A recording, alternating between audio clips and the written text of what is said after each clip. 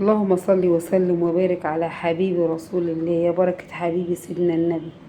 اللهم صل وسلم وبارك على حبيبي المصطفى سيدنا محمد صلى الله عليه وسلم. مبدئيا كده انتوا شايفين طبعا انا عامله كميه رز بلبن حلوه قوي قوي ما شاء الله. كنت عامله 100 علبه. انا كنت نادره ان انا لعيالي يعني ربنا يحفظهم ويحميهم يا رب. المهم وفيته كده. كنت نادرة 50 علبة. أنا ما نادرتش عدد معين وقلت أعمل لأبويا الله يرحمه وطلعه على روح أبويا برضو 50 علبة. أنا بحب أعمل حاجات كده وأوزعها على روح أبويا بجد والله. لأن أبويا الله يرحمه كان يحب الحاجات الحلوة كتير قوي. كان يحب يأكل الناس بمعنى أصح. الله يرحمه ويسامحه ويجعله من أهل الجنة، هو وكل أبهاتنا وأبهات المسلمين أجمعين وأبهاتنا كلنا يا رب. يا رب النبي حبيبك يا رب. يا رب يا رب. يا رب ارحم كل أب ميت، كل أب متوفي ارحمه يا رب، كل أم متوفية ارحمها يا رب. أكتر حاجة بتبقى صعبة إن الواحد بيحس إن هو يتيم الأب والأم. إحساس صعب جدا. ربنا يحفظ أمي ويخليها يا رب. ربنا يا رب ما شوفش فيها حاجة وحشة أبدا بحق جاه النبي يا رب، ولا انتوا تشوفوا في أي حد حاجة وحشة يا رب. المهم ربنا كرمني. انا كنت هعمل 50 علبة بس، فما شاء الله ما شاء الله الكمية اللي انا عملتها عملت لي 100 علبة، وعملت لي يجي كمان قد 30 سلطانية صغيرة لأولادي في البيت، وسبتهم في البيت يعني دول ايه للعيال في البيت بس. فالحمد لله ربنا يا رب يوسع رزقنا ورزقكم ويكرمنا ونعمل خير كتير يا رب، اللهم امين يا رب العالمين. بس فحبيت اعرفكم يعني اوريكم الرز بلبن انا عملته ازاي. انا عامله 2 كيلو رز. ما شاء الله عمل لي كميه كبيره جدا. عمل لي بالصلاه على الحبيب محمد 5 علب، خمس 5 حلل رز بلبن اهو. هما الحلل بالزيت مرة 2 مرة 3 مرة 4. ادي الكمية سبتها تتهوى بره في الصالة براحتها خالص. هنشوف مع بعضينا احنا عملنا ايه، وهنشوف مع بعضينا واحنا بنعبي العلب، وهنتكلم مع بعضينا كتير. يا رب يكون فيديو خفيف يا رب، اللهم امين. بدأنا بسم الله وباسم الصلاة الحبيب محمد صلى الله عليه وسلم. انا غاسلة ال2 كيلو رز وحطيتهم في حلتين. ال2 كيلو رز انا حطاهم في حلتين خلاص، وحطيت على كل حلة نص معلقة ملح تغلي معاها. يا جماعة لازم تحطوا الملح على الرز على طول وتخليه يغلي معاه. الملح بيعمل الرز بلبن حاجة كده من الآخر بجد يعني. دي طعم كده حاجة حلوة قوي. تمام. صلوا على الحبيب عشان قلبكم يطيب. الصلاة على الحبيب مسك وطيب. اللهم صل وسلم وبارك عليك يا حبيبي يا رسول الله. يا رب ارحم ابويا واجعله من اهل الجنه يا رب، النبي حبيبك واهل بيته. طبعا انا حاطه الرز بيغلي على النار. انا هخليه يغلي لدرجه ان هو يتهري الرز. انا عايزه الرز ده يبقى مهري مهري بطريقه ما تتخيليهاش ازاي يعني. مهري، مش عايزه رزه سليمه. تمام. طبعا الكميه زادت. كل ما الكميه بتزيد والرز بتاعنا يزيد والرز بتاعنا يتخن في الحله، الغلاية جنبينا طبعا نغلي مية في الغلاية ونكب عليه ونغلي. احنا ما حطناش لبن. نصيحة مني ما تغليش الرز باللبن. انا جربتها مرة ما عدتهاش تاني. ما تغليش الرز باللبن. تمام. احنا دلوقتي بنخفف الحلل لان الحلل ما شاء الله اتملت اهي، ولسه هخفف تاني. هعمل حلتين تاني كمان. صلوا على الحبيب عشان قلبكم يطيب. الصلاة على الحبيب مسكم يطيب. بصوا هو تقيل ازاي في الحلة. لا انا هحط له ميه دلوقتي وهولع ال4 عيون كمان يشتغلوا ايه على النار. تمام. انا كده مستنيه الغلايه بتغلي. ليه عشان مستنيه الغلايه هحط ميه سخنه بتغلي، مش هحط ميه ساقعه. ما تستخدميش ميه ساقعه نهائي، ميه من الحنفيه لا. كده لازم تكون ميه بتغلي. اللهم صل وسلم وبارك عليك يا حبيبي يا رسول الله. صلوا على سيدنا النبي بالله عليك، وصلوا كتير على الحبيب محمد صلى الله عليه وسلم بنية الفرج. صلوا على الحبيب بنية التساهيل. صلوا على الحبيب بنية وسع الرزق. اللهم صل وسلم وبارك عليك حبيبي يا رسول الله. صلوا على الحبيب قلبكم يطيب، الصلاة على الحبيب مسك وطيب. تمام. احنا بنغلي الرز اهو بالميه بس، ما حطيتش لحد دلوقتي غير ميه وملح والرز. الفانيليا انا بحط الفانيليا اخر حاجه خالص وانا رايحه اغرف. ليه؟ لان الفانيليا لو حطيناها في الاول بتعمل ايه يا شيرين؟ ريحتها بتروح. تمام. لكن لما تسيبيها في الاخر خالص، اخر حاجه نحطها وتغلي يا دوبك قلبه كده صغيره، ونروح نغرف الاطباق بتاعتنا. تمام. انا كده بغلي ميه ان انا احط عليهم ميه. اللهم صل وسلم وبارك عليك حبيبي يا رسول الله. اللهم صل وسلم وبارك عليك حبيبي يا رسول الله. لا اله الا انت سبحانك اني كنت من الظالمين. يا رب وسع رزق عبادك يا رب، يا رب ارزقنا ورزق عبادك. واخدين بالكم ان الكبشه، بصوا انا بحطها في طالعه بيضه اهي، بيضه خالص اهي، يعني مش تقيل ولا الكلام ده كله. شوفوا بقى لما بحط اللبن ويخلص الرز بلبن، منظر الكبشه ده بيبقى عامل ازاي. انا عماله اخفف عشان خاطر انا مش عايزاه يبقى ايه، تقيل. انا مش عايزه الرز يبقى اكتر من اللبن، انا عايزه اللبن اكتر من الرز.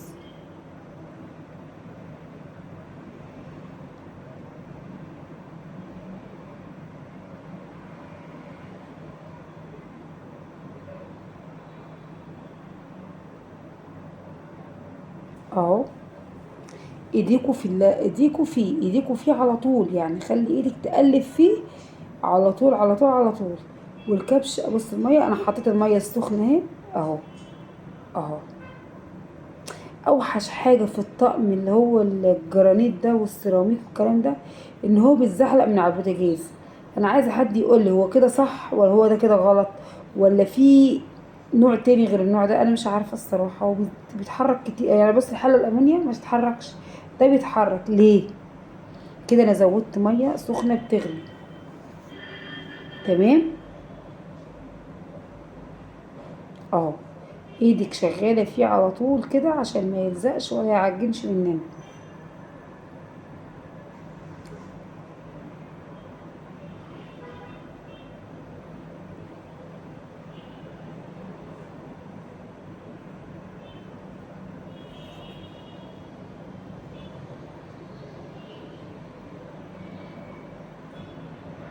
ما شاء الله ما شاء الله. صاحبة الشغل بتقول لي انا جبت معايا هنا الصبح وانا جاي الشغل، فصاحبة الشغل بتقول لي ايه يا شيري انت بامانة انت عاملاه في البيت ولا مشتريه من بره؟ قلت لها بامانة والله العظيم انا عاملاه في البيت. طب ايه رايك انا الفيديو هنزله وشوف الفيديو. بس كانوا شوية رز بلبن ما تحكيش لعدوكم عليها. ما شاء الله بجد، ما شاء الله ما شاء الله. الحاجة اللي طالعة لله بتبقى جميلة جدا جدا جدا جدا. وساعة الصبحية كده وانتوا بتدوا الناس كده الحاجة الحلوة كده، إن الناس تاكل تفطر. بتاخدي دعوة الصبح حلوة كده من بق الناس. يعني انا بدي الناس بقول لهم خدوا افطروا، فبيقول لي ربنا يجعل يومك كله لبن، ربنا يوسع رزقك. فده حاجة يعني بجد حاجة فخر، يعني حاجة حلوة قوي قوي قوي قوي.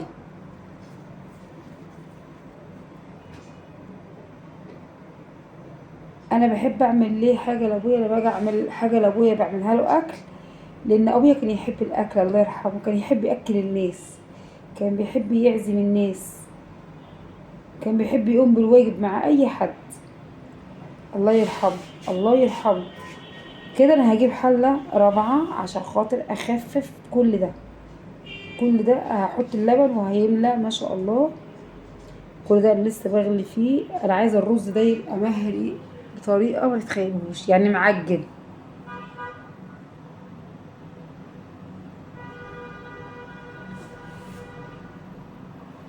يا كريم يا حبيبي يا رب.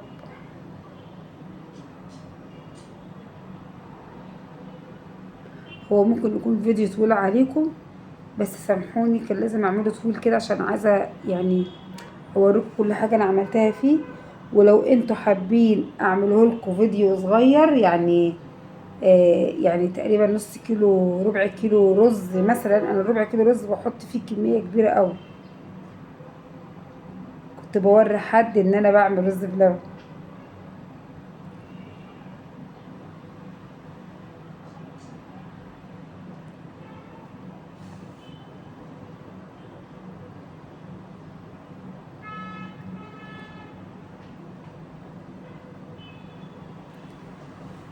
على ما خلصت الرز بلبن انا عملت بعد ما روحت من شغلي. جيت بعد كده رجلي الصراحة مش قادرة اقول لكم انا رجلي ايه اللي حصل فيها، ما كنتش قادرة احرك رجلي، لان انتوا عارفين ان انا رجلي الشمال فيها جلطة، فكان غصب عني والله.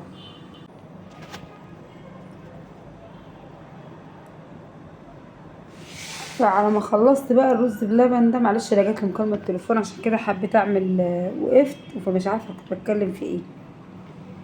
فعلى ما خلصت يعني الرز بلبن، بص انا مش قادره اتحرك اصلا، بص أنا واقفه عماله اسند على الترابيزه، لان رجلي الشمال الجلطه اللي فيها، ادعولي بالشفا بالله عليكم، ادعولي ان ربنا يحوش عني. رجلي ورمه بطريقه يعني محدش توقعها. يا رب يا رب ما تبلي حد بمرض ابدا يا رب، النبي حبيبك يا رب. بجد بجد بجد انا رجلي تعبانه جدا، ادعولي بالشفا.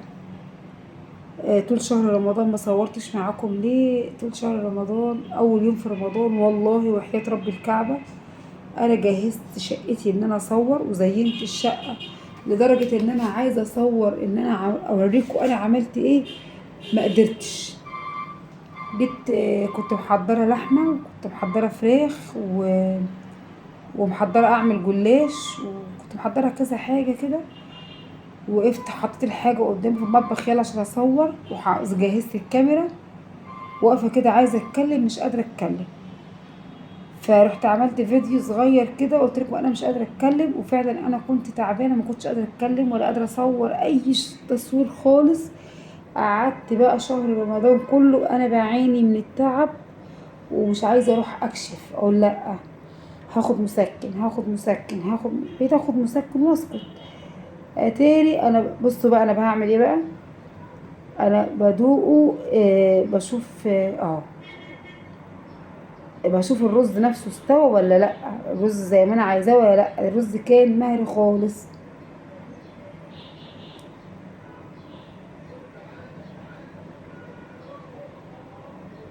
اه بس فانا بقول لكم ليه كده. بصوا بقى انا بنحط اول كيلو لبن اهو، وهنجيب حله رابعه دلوقتي. انا بقول لكم ليه كده، ما تاخدوش مسكن يا جماعه، اكشفوا. ما تستهزئوش بنفسكم، لان انا فعلا استهزأت بنفسي كتير قوي. بص ابني واقف جنبه اهو، انا كنت خايفه عليهم بجد، خايفه بخاف من الحاجه السخنه. لو انا اللي واقفه لوحدي ما بخافش يعني، سايباها على ربنا. لكن انا اتحمل اللي ابني ما يتحملهوش، ربنا يكفينا شر النار يا رب. فيا ريت لما تيجي تعملي حاجه ما توقفيش جنبيكي عيل، اي حد خالص تخافي عليه.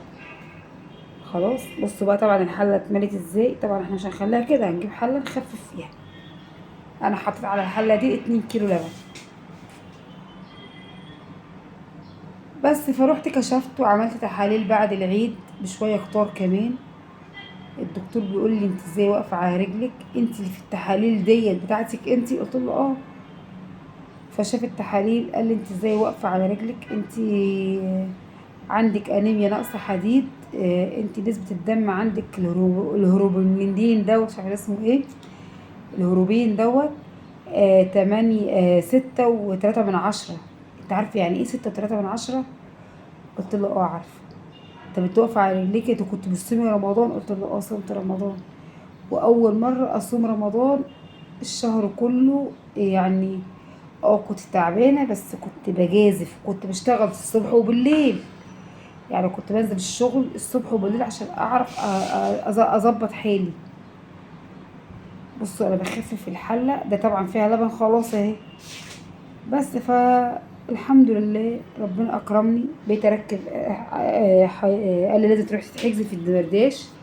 انا خفت من موضوع المستشفيات وخفت من موضوع الدم، فبقيت اركب حديد، محاليل حديد يعني والكلام ده كله.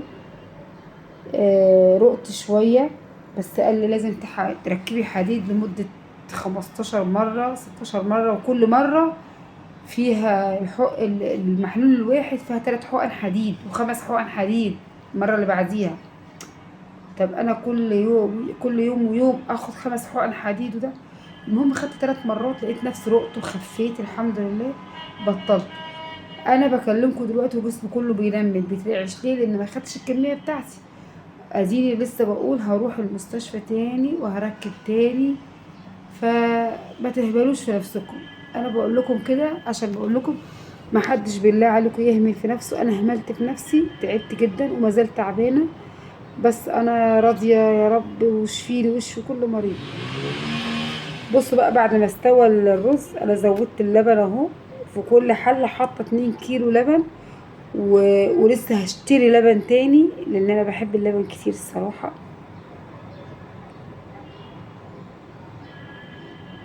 بصوا بقى انا بخفف اهو،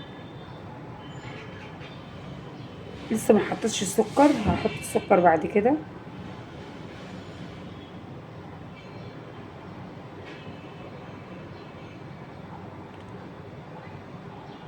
لا اله الا الله، لا اله الا الله سيدنا محمد رسول الله. انا بحب اللبن كتير عامه.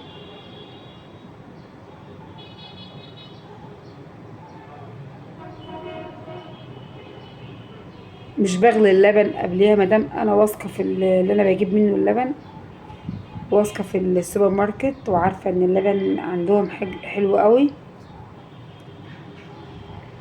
انا حاطه على الكميه ديت اللي قدامكم يا جماعه 5 كيلو لبن، تمام.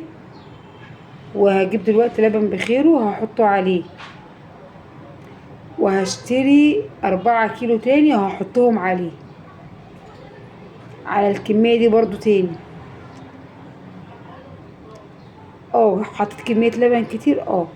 بصوا، مش عشان خاطر طالع لله او عشان خاطر ناس تاني مش هتاكلوا غيرنا. بصوا اللبن بخير اهو كيلو.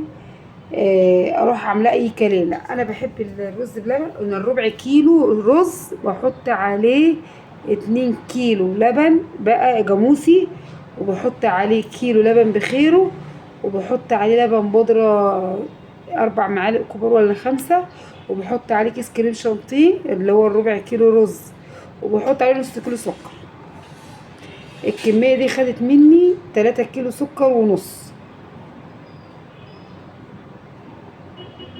في حلة رابعة، في حلة 5.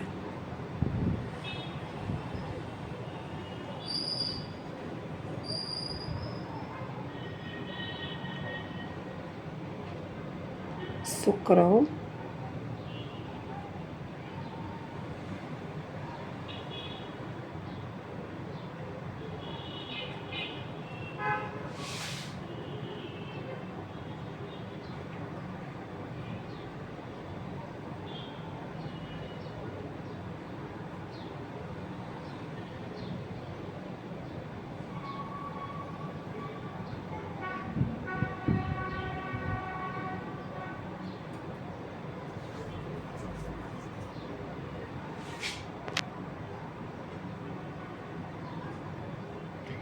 اللهم صل وسلم وبارك على حبيبي رسول الله، يا بركة حبيبي سيدنا النبي يا رب.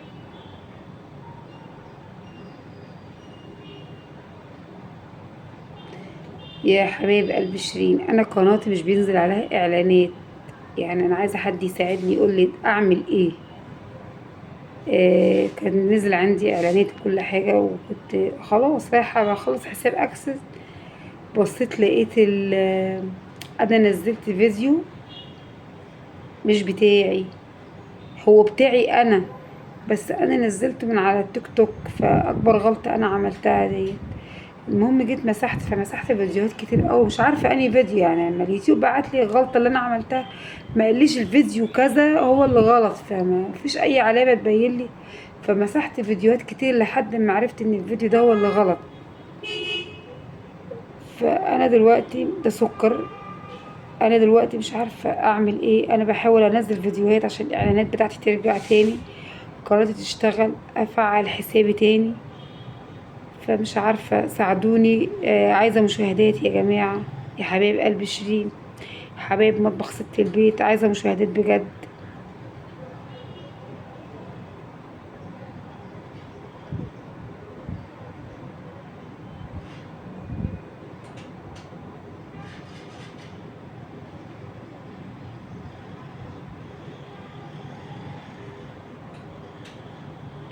بص انا حاطه اللبن اهو، برضو الكبشه مش باينه عليه خالص، مش الحاجه مش تقيله. هتعرفوا ان الرز بلبن ده استوى ازاي لما تشوفوا منظر الكبشه. اللبن كان عامل ايه فيها، كانت جميله والله. طبق رز بلبن ما تحكيش لعدوك عليه.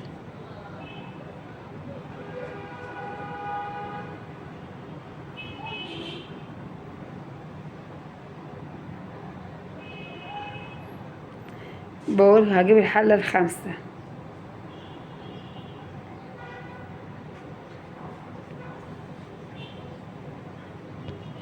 اللهم صل وسلم وبارك على حبيب رسول الله. يا بركة حبيبي، يا رب ارزقني، يا رب ارزقني من رزق من وسع من حلال يا رب. يا رب ارزقني واعمل يا رب ان شاء الله. ان شاء الله ان شاء الله ان شاء الله ان شاء الله. المرة الجاية ناوية اعمل حاجة برضو كده غدا. بفكر اعمل كفتة ان شاء الله بأمرك يا رب. ان شاء الله ربنا يوسع رزقي. وانا نادرة دلوقتي بندر قدامك اهو، بقول يا رب يا رب يا رب. وقت ما تشتغل قناة وتنزل لي الاعلانات، نادرة عليا يا رب وفيه. هعمل هعمل الكفتة يا كفتة ورز او كفتة ومكرونة محمرة اي حاجة. هعمل الحاجة دي. فيا رب يا رب يا رب النبي حبيبك يا رب.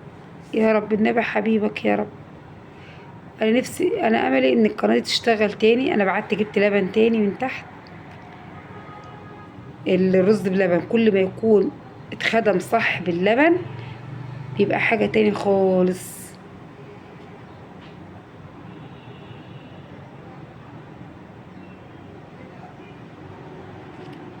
اللبن بخيره بقى بيعمل تيست كده عالي عالي، بيعمل تيست حلو قوي قوي قوي في اللبن مع الرز ابو لبن يعني والملح. مش كل الناس بتحط ملح في الرز بلبن، لا جربيه. بيعمل لك تيست عالي قوي. بيعمل احمد ابني واقف بيقول لي الريحه جميله يا ماما، ولسه ما حطيتش فانيليا والله.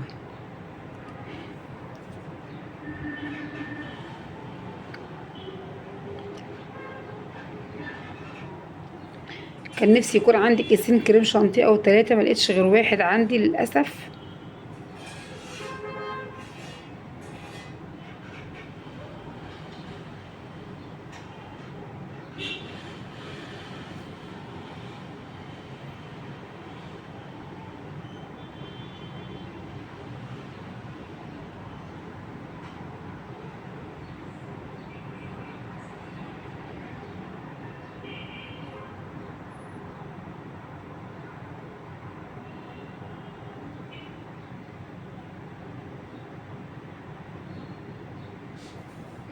اللهم صل على حبيب رسول الله.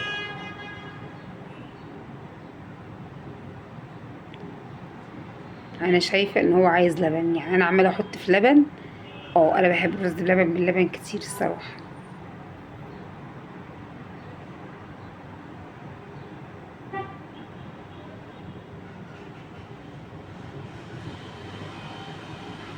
ده الواحد سوري بقى كده عايزين جاموسه كده تحت مننا كده، تحت ايدينا، نحلب منها بقى ونعمل. انا مسافره ان شاء الله سوهاج، آه بيت حمايه. ان شاء الله ان شاء الله ان شاء الله هعمل لكم هناك فيديوهات حلوه قوي بعمرك يا رب من غير مقاطعه. آه ان شاء الله ان شاء الله يا رب ان شاء الله. آه يعني العيشه عند اهلي غير عند بيت جوزي. اللهم صل وسلم وبارك عليك حبيبي يا رسول الله. معلش جالي تليفون برضو تاني، انا ناسي كنت بتكلم في ايه، بس مش مشكله يعني. انا رغايه كتير قوي. بص بقى بالصلاة على الحبيب محمد، عمل لي الكمية دي، عملت لي ما شاء الله 100 علبة. وغير عامله للعيال عيالي كذا سلطانيه. انا مش عارفه البنت اللي ما صورتهمش، بس بجد والله كانت رجلي وجعاني، كنت عايزه اقعد باي طريقه. يعني كانت رجلي بجد وجعاني جدا. بالله عليك اهو اللبن النيد اهو. بالله عليكم بالله عليكم علولي الفيديو ده. على قد يا رب فضلك وكرمك، انا مش هقولك على قد تعبي، لا على قد فضل ربنا وكرمه. الفيديو ده يا رب يجيب مشاهدة عالية، لان فعلا بجد انا نفسي اشغل قناتي تاني. انا عايزة، انا كانت يعني القناة دي املي في ربنا، املي يعني بعد ربنا. يعني انا حلم عمري ان انا يبقى عندي قناة يوتيوب، وان انا اشتغل فيها، وان انا اقبض منها، وان انا اعيش في مستوى حلو انا وولادي بمحتوى حلو، مش بعمل اي حاجة وبس. إيه، انا بتعب وبرمي حملي على رب العباد، ومش هيخذلني ان شاء الله، مش هيخذلني ان شاء الله، مش هيخذلني ان شاء الله. هيقف جنبي بأمرك يا رب، وقف جنبي انا وولادي يا رب يا رب. فعايزاكم تقفوا جنبي بعد ربنا. يعني انا عايزاكم انتوا يا حبايب قلب شيرين تقفوا جنبي بعد ربنا.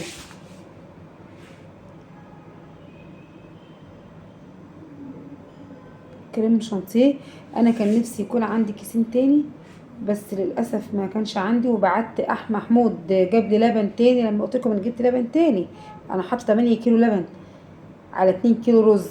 فبعت محمود يجيب لي لبن ويجيب لي حاجات، نسي يجيب لي كريم شانتيه. فمش مشكله، هو كان تحفه، كان حكايه وروايه.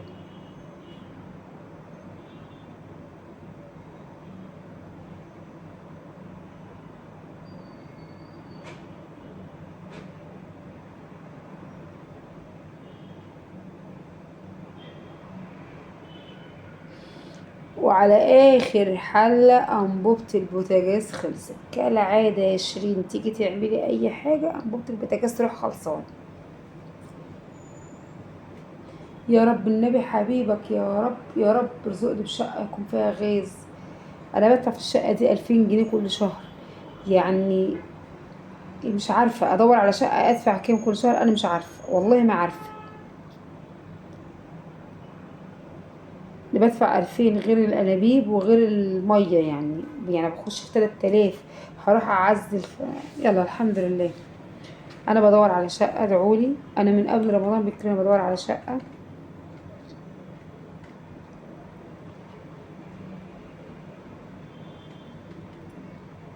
السكر تاني، لان هو فعلا محتاج سكر. اقول لكم المقادير تاني من اول وجديد. نقول المقادير تاني من اول وجديد. انا جبت 2 كيلو رز، غسلتهم كويس قوي، حطيتهم في الحلل حلتين. جبت على كل حله نص معلقه ملح، سبتهم يغلوا براحتهم. الكميه زادت، خدت جزء من الكميه اللي زادت ديت حطيتهم في حله تالتة، والحله التانية برضو كذلك الامر. زودتهم ميه بتغلي من الكتل، سبتهم يغلوا تاني، الكميه زادت. جبت حله رابعه، خففت الكميه، زودت ميه سخنه، هكذا.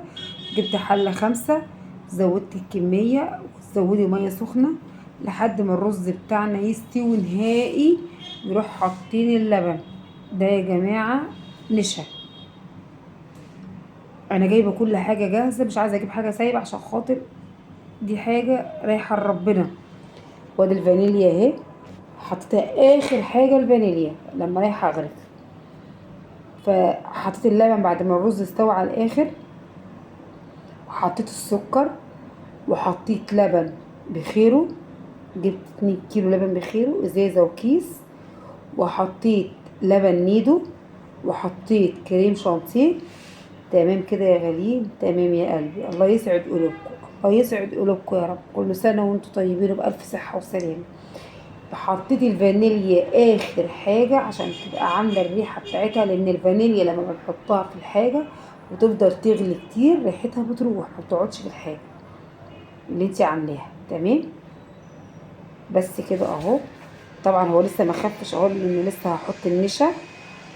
ما تقلش قصدي، سوري، هيتقل دلوقتي لما احط النشا. هحط النشا بقى ايه، مش رايحه احط النشا في كله، لا هحط النشا في الحله اللي هي خلاص خلصت، وهغرفها في الاطباق بتاعتها، لان احنا بعد ما بنحط النشا بنسيبها بتاع 5 دقايق بالكتير، 10 دقايق بيغلوا. الازازه دي بتاعت الحله دي.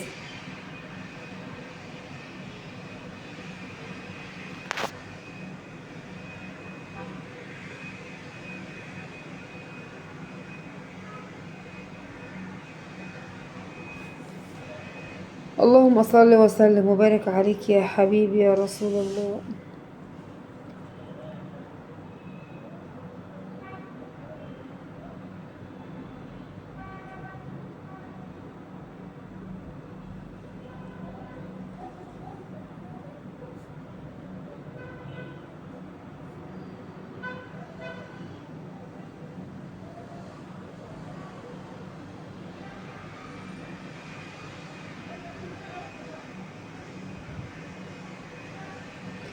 يا بركة حبيبي سيدنا النبي يا رب.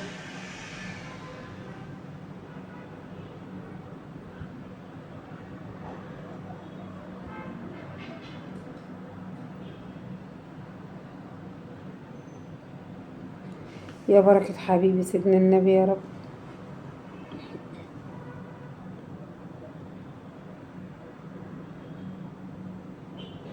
بص الوش بتاعه جميل ازاي، شايفين الوش؟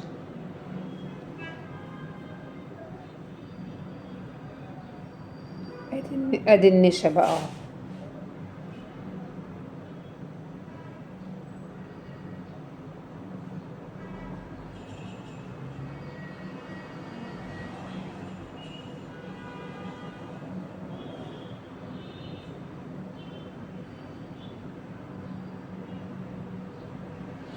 الله يجعل ايامنا كلها بيضة يا رب بحق جاه النبي يا رب. نسيبه بقى يتقل براحته خالص ونغرف بعد كده، بس نسيبه يغلي. انا بدوق السكر بس هو طلع طعم النشا فيه، فهنسيبه يغلي بقى براحته.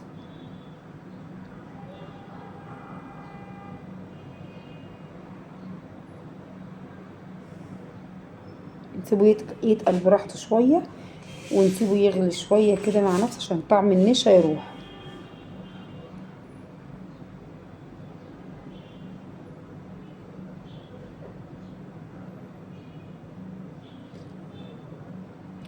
اللهم صل وسلم وبارك عليك حبيبي يا رسول الله.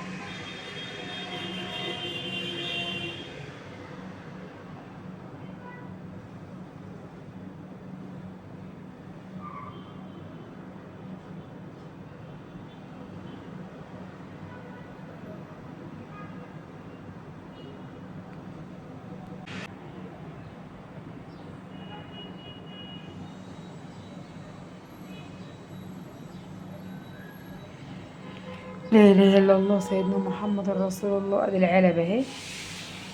اللهم صل على سيدنا محمد وعلى سيدنا محمد كما صليت على سيدنا ابراهيم. يا رب صدرك وطولك يا رب. اللهم صل على سيدنا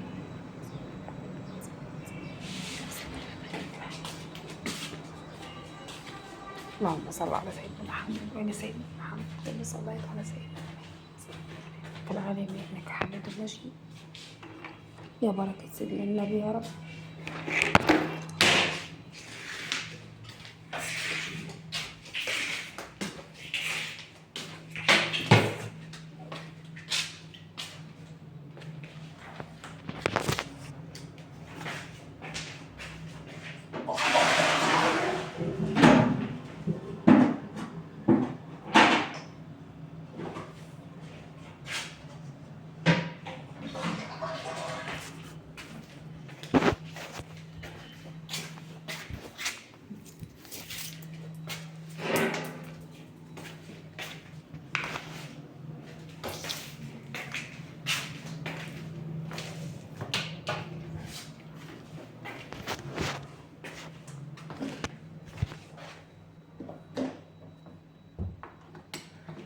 يا بركة حبيبي سيدنا النبي يا رب. انا بسجل ليه الصوت وانا في الشغل عشان خاطر في البيت دوشة، صوت التلفزيون عالي، مش بعرف مش بعرف اسجل اي صوت للاسف.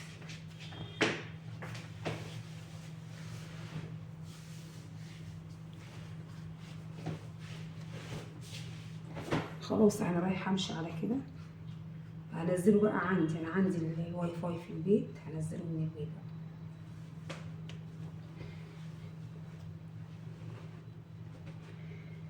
لا اله الا الله سيدنا محمد رسول الله، لا اله الا الله سيدنا محمد رسول الله.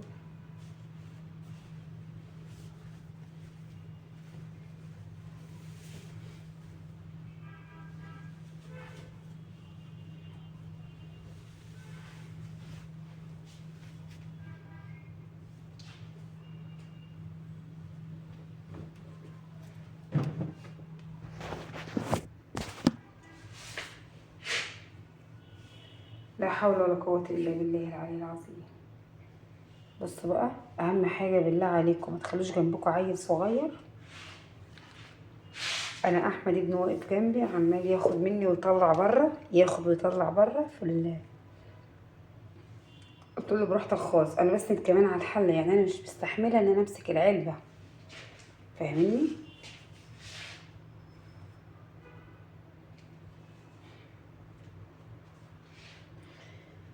يا رب اعني يا رب، يا رب اعني يا رب.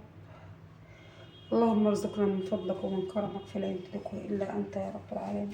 اللهم ارزقنا من فضلك وكرمك فلا يمتلكه إلا أنت يا رب العالمين. اللهم ارزقني من فضلك وكرمك فلا يمتلكه إلا أنت يا رب العالمين. اللهم ارزقني من فضلك وكرمك فلا يمتلكه إلا أنت يا رب العالمين. اللهم ارزقني من فضلك وكرمك فلا يمتلكه إلا أنت يا رب العالمين. اللهم ارزقني من فضلك وكرمك فلا يمتلكه إلا أنت يا رب العالمين. اللهم ارزقني من فضلك وكرمك فلا يمتلكه إلا أنت يا رب العالمين. يا رب، يا رب ارزقني ووسع رزق أنا وولادي ورزق عبادك يا رب. يا رب اغفر شر المستخبي وشر الوحش يا رب. يا رب ارحم أبويا وأبهات كل المسلمين أجمعين يا رب. يا رب إنما حبيبك يا رب.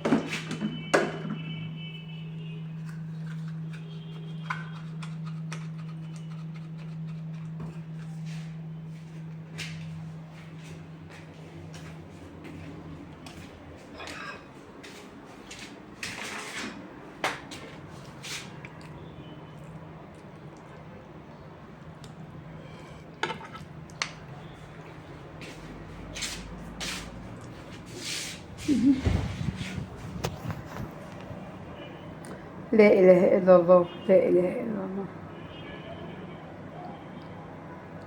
بص أنا مش مخليه تقيل قوي، هو سايب اهو، بس هيبقى جامد وهيبقى زي العسل.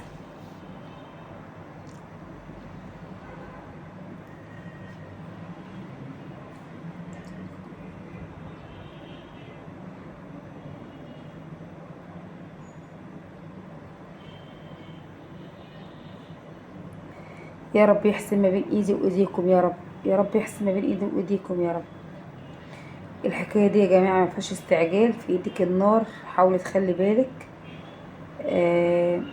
حاولي تخلي بالك ما تلسعيش، ما يتكبش بعد الشر عليكم وعلينا يا رب. ادي اهو، ما شاء الله ما شاء الله، اللهم صل على سيدنا النبي.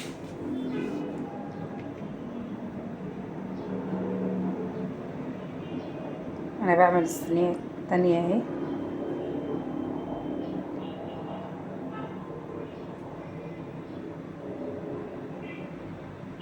يا بركة حبيبي سيدنا النبي.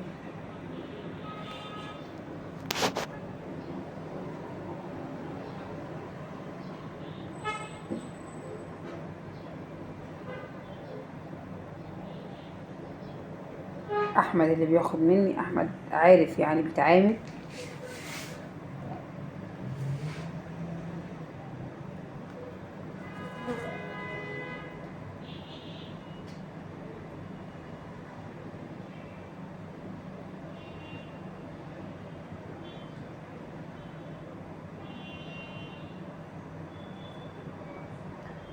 الحلة التانية اهي. في ناس بتحبه تخين اوي، لا ده ملوش طعم نهائي، نبع حتى لو كان ايه. وده في العلبة بعد ما يبرد كده ماسك نفسه جامد، يعني ما تخافوش.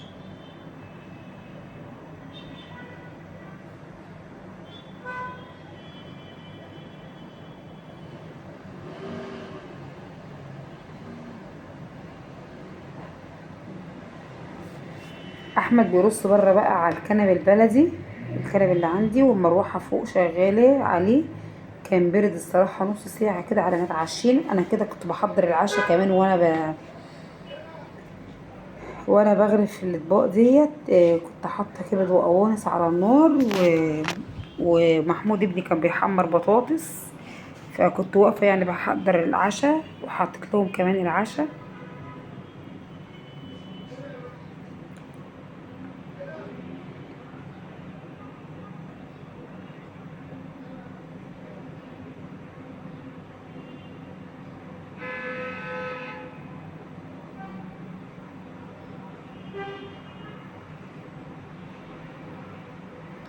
يا بركه حبيبي سيدنا النبي.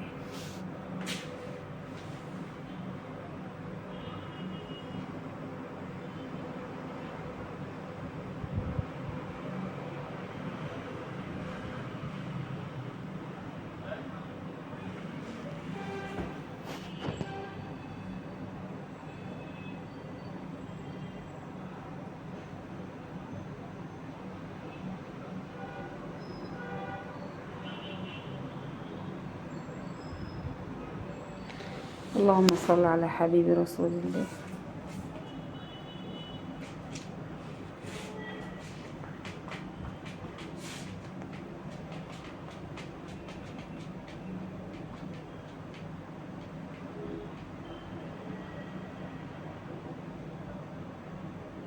ادي اهو الكمية. بصوا بقى، بصوا بالصلاة على الحبيب محمد صلى الله عليه وسلم. بصوا الجميل، ما شاء الله ما شاء الله ما شاء الله بجد.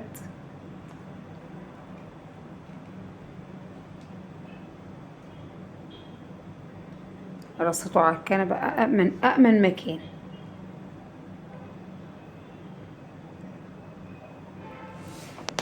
يا رب يحسن ما بين ايدي وايديكم، ويجعلنا للخير دايما يا رب ويا ربنا ما يحرمنيش منكم ابدا. لايك وشير ومشاركة في قناتي بالله عليكم. اللي عايزة لايكات وعايزة مشاهدات، اقفوا جنب شيرين بالله عليكم. ده فضلا منكم وليس امرا يعني.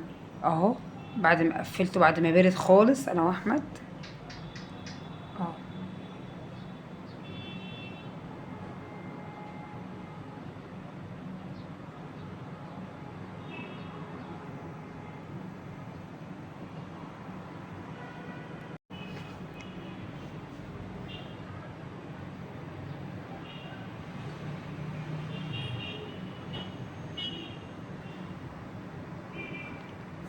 ادي الكمية كلها. اللهم صل وسلم وبارك عليك حبيبي يا رسول الله.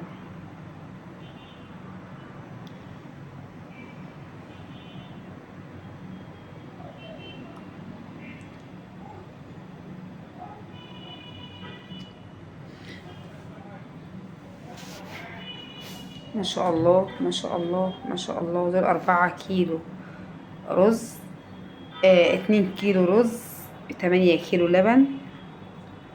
تمام. ما شاء الله ما شاء الله. عمل 100 علبة وزيادة، غير العلب اللي انا عاملاها، السلاطين اللي انا عملتها لعيالي. كمية كبيرة برضو مش صغيرة، والحمد لله.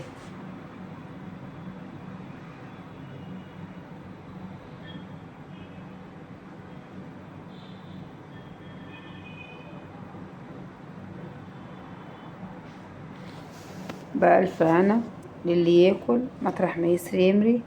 ويا رب يقدرني واعرف اعمل تاني، واقدر اعمل تاني ان شاء الله، كله بأمر الله وبإرادة ربنا. والحمد لله على كل حال. أسيبكم تستمتعوا بقى بالصور اللي جاية، ولايكات وشير. مشتركين بالله عليكم سبسكرايب، وقفوا جنبي انا عايزه اصور على طول، مش عايزه ابطل، لان انا بحب التصوير.